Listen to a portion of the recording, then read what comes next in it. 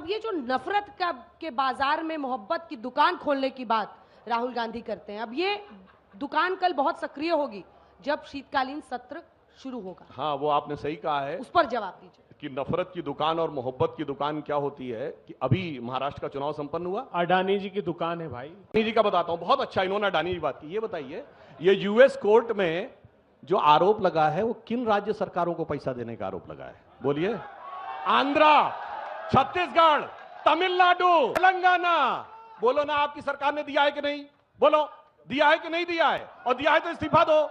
ये भैया, चितवी मेरी पटवी मेरी नहीं चलेगी। अब मैं बताना चाहता हूं, और अब मैं एक सीरियस बात कहना चाहता हूं। एक सीरियस बात आप सोचिए, आज सोलर पैनल्स में, सोलर एनर्जी कंपनी के लिए सोलर पैनल्स में एक छत्र साम्राज्य किसका है? चाइनीज कंपनी का है कि नहीं? बोलिए। और जब अब भारत सोलर एनर्जी में आगे बढ़ता हुआ जा रहा है, हमने प्रधानमंत्री सूर्य घर योजना शुरू की है 1 करोड़ घरों पे, तो सोलर पैनल में हमें डिपेंडेंसी चाहिए। अब मैं पूछना चाहता हूं, यदि भारत की सोलर कंपनीज डाउन होंगी तो फायदा किसको मिलेगा? बोलिए। लगातार इंपोर्ट होता रहेगा कि नहीं? और इसीलिए मैं कहना चाहता हूं, भैया 80 चुटकी 90 ताल, जिधर शुरू होता संसद सत्र उधर से ताल बजती है 7 समुंदर पार से। पिछले 3-4 सालों में आप देख लीजिए, जब जब संसद का सत्र शुरू होने वाला है, कभी हिंडनबर्ग की रिपोर्ट, कभी बीबीसी की रिपोर्ट, कभी ग्रेटा थनबर्ग की रिपोर्ट, तो कभी कुछ आ जाता और अभी फिर उसके बाद आ गया। और वैसे एक बात बताऊं, जिन अटॉर्नी ने ये रिपोर्ट फाइल की, अभी सिर्फ कोर्ट ने एक्सेप्ट किया, उनका नाम ब्रॉयस ऑर्डिनेंस करके है। वो जॉर्ज सोरेस के बेटे के बहुत घनिष्ठ मित्र के मित्र हैं।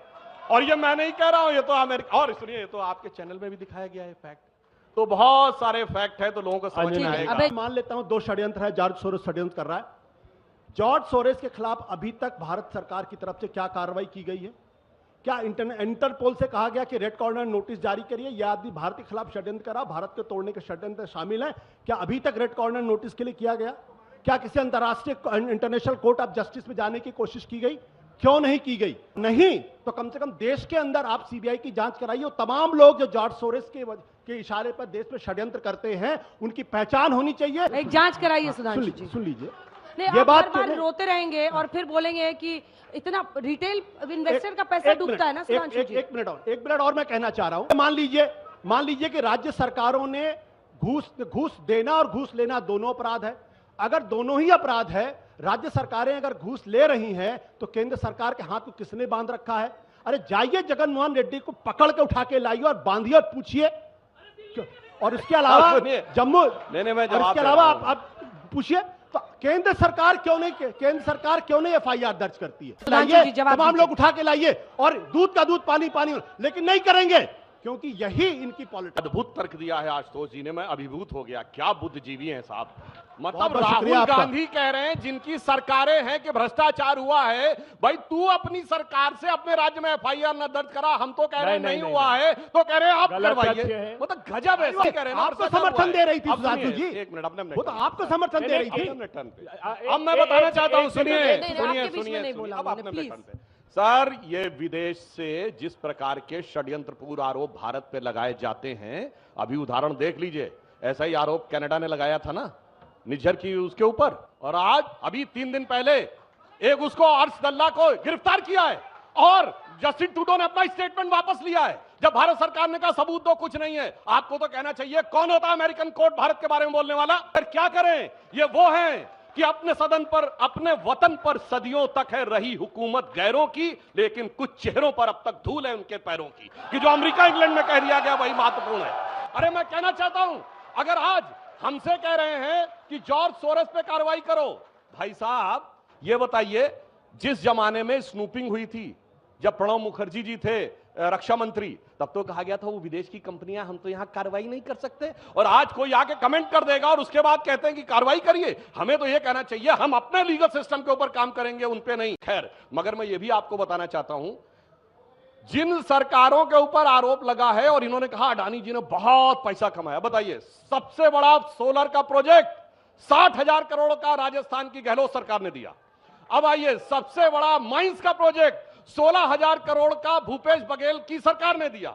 सबसे बड़ा पोर्ट्स का प्रोजेक्ट केरल की सरकार ने दिया, और अभी अभी तेलंगाना की सरकार ने एग्रीमेंट किया है, और ममता बनर्जी जी ने भी किया है। मैं पूछना चाहता हूं मेरे भाई, कहानी क्या है? दिल्ली में बैठ के अडानी अडानी चिल्लाना है, फिर जयपुर में, हैदराबाद में और रायपुर में खटाखट इन्वेस्ट अंदर लेना है। ये मेरी समझ से बाहर है मेरे भाई। अडानी को किनारे करिए, बताइए सोलर में दूसरी कंपनियां कौन है, नाम बताइए। आप ठेका लेने दोगे तो अरे है ना? सब चाइनीज अरे आप कंपनी है, ठेका लेने दीजिए। सब चाइनीज कंपनी है, सारे बताइए। व्यापार करिए जो अखिलेश यादव जी ने कल ट्वीट किया है 23 सेकंड का वीडियो, उससे पहले उन्होंने 56 सेकंड का वीडियो ट्वीट किया था, फिर उसको एडिट करके 23 सेकंड के किया। वो ट्रैक में जाके आप चेक कर सकते हैं, ये साफ हो जाता है कि 56 सेकंड का वीडियो उन्हें सूट नहीं कर रहा था, तो फिर उसको एडिट करके 23 सेकंड का वीडियो किया गया ताकि सिर्फ उसमें पुलिस वाला दिखाई पड़े। इसलिए मैं कहना चाहता हूं, बिल्कुल इन्होंने बात सही कही है। एक दौर था जब चुनाव आयोग नियंत्रित नहीं करता था, आज से 20-25 साल पहले, जब घनघोर चुनावी हिंसा होती थी उत्तर प्रदेश और बिहार में, तब तक हमेशा यही लोग जीतते थे। कांग्रेस ही जीतती थी, लालू जी जीतते थे और मुलायम सिंह जी जीतते थे। इवन याद करिए, ये वोटर आईडी कार्ड कब आए, आपकी जनरेशन को नहीं याद होगा, 1993 में आए। उसके बाद से कांग्रेस को भी स्पष्ट बहुमत नहीं मिला है। जब से सीसीटीवी फुटेज आए तब से स्पष्ट बहुमत की दरकार खत्म हो गई है। जो जो चुनावी प्रक्रिया ट्रांसपेरेंट है, जब से लोग हाथ में मोबाइल आए हैं, दिखाइए ना, लोगों ने मोबाइल नहीं बनाए थे क्या, दिखाइए वीडियो कहां बनाया है। इसलिए मैं कहना चाहता हूं, हकीकत यह है कि जनता की जागरूकता के आगे आपकी कुटिलता दम तोड़ती जा रही है। मगर क्या करें, सपा के लिए एक लाइन कहना चाहूंगा कि आज उनके दिल के दर्द को हम समझ सकते हैं कि टूटे हुए ख्वाबों ने ये हमको सिखाया है, दिल ने जिसे पाया था आंखों ने गंवाया है।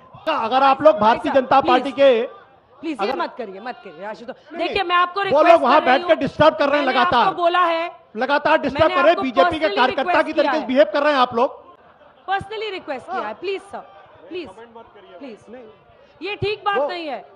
पार्टी की हार जीत लगी रहती है, और चाहे वो भारतीय जनता पार्टी हो चाहे वो कांग्रेस पार्टी हो, पार्टी ईवीएम आसानी हरा रहा है या खुद हार रहे हैं? देखिए, ईवीएम के बारे में तो राजनीतिक दल, राजनीतिक पार्टी, राजनीतिक नेता उस पर बयान दे सकते, पत्रकार। मेरा साफ तौर पर मानना है कि ईवीएम की दुहाई देने वाले लोग दरअसल अपने अंतर्मन में झांके और झांकने की कोशिश करें। गलती आप में है, ईवीएम में गलती नहीं। या तो आपके पास सबूत है, तब तो आप सामने आइए और कहिए कि ईवीएम में प्रॉब्लम है। अगर आपके पास सबूत नहीं है तो फिर ये बहाना मत करिए, क्योंकि जब आप ईवीएम का सहारा लेंगे तो अगला चुनाव आप कैसे लड़ेंगे?